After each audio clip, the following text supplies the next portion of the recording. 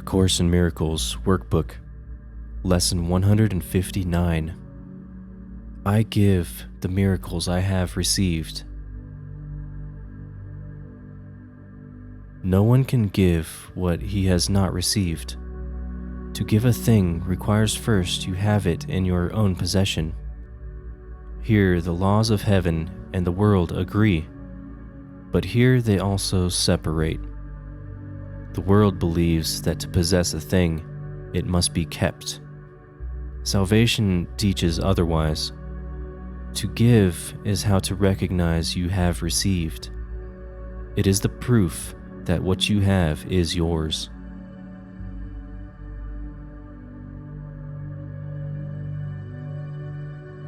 You understand that you are healed when you give healing. You accept forgiveness as accomplished in yourself when you forgive. You recognize your brother as yourself, and thus do you perceive that you are whole. There is no miracle you cannot give, for all are given you. Receive them now by opening the storehouse of your mind where they are laid, and giving them away.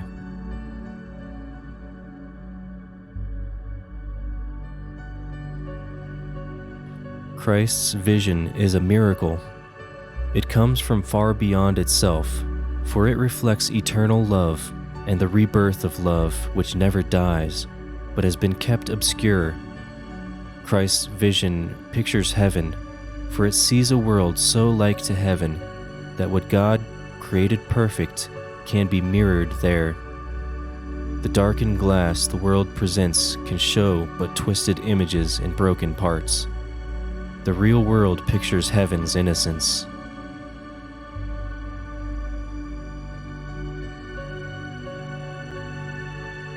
Christ's vision is the miracle in which all miracles are born. It is their source, remaining with each miracle you give, and yet remaining yours.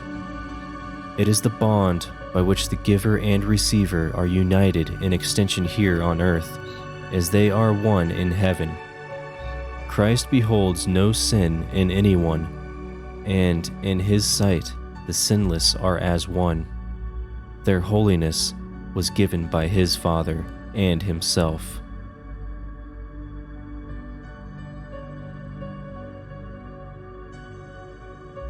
Christ's vision is the bridge between the worlds, and in its power can you safely trust to carry you from this world into one made holy by forgiveness.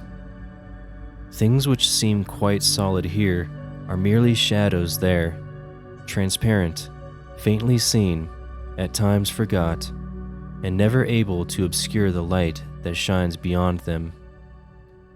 Holiness has been restored to vision, and the blind can see.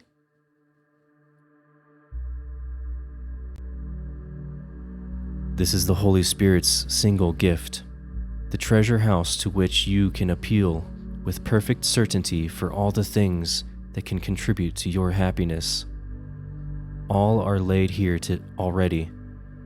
All can be received but for the asking. Here the door is never locked, and no one is denied his least request or his most urgent need. There is no sickness not already healed, no lack unsatisfied, no need unmet within this golden treasury of Christ.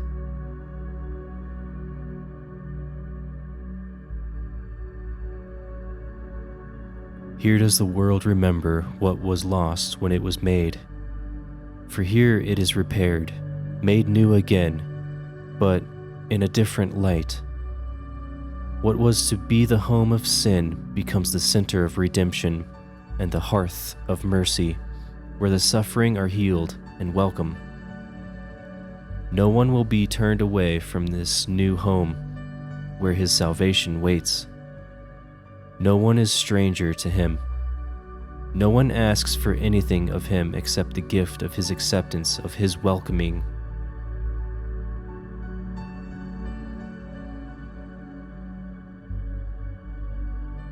Christ's vision is the holy ground in which the lilies of forgiveness set their roots.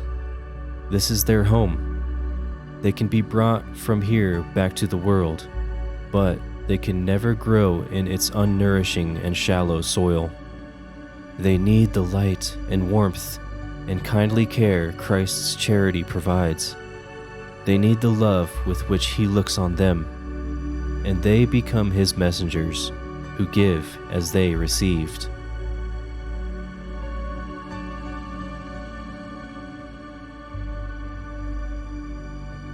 Take from His storehouse, that its treasures may increase. His lilies do not leave their home when they are carried back into the world. Their roots remain. They do not leave their source, but carry its beneficence with them, and turn the world into a garden like the one they came from, and to which they go again with added fragrance. Now are they twice blessed. The messages they brought from Christ have been delivered and returned to them, and they returned them gladly unto Him.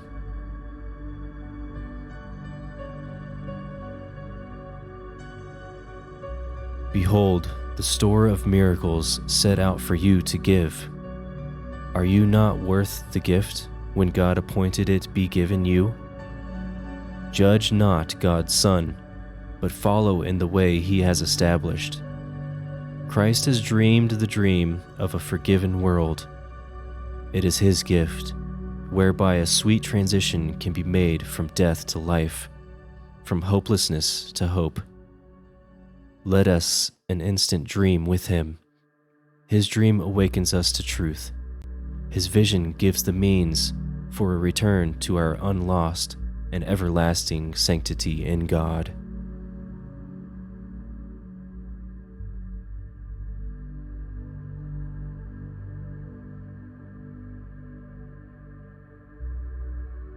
Now, close your eyes and repeat to yourself, I give the miracles I have received.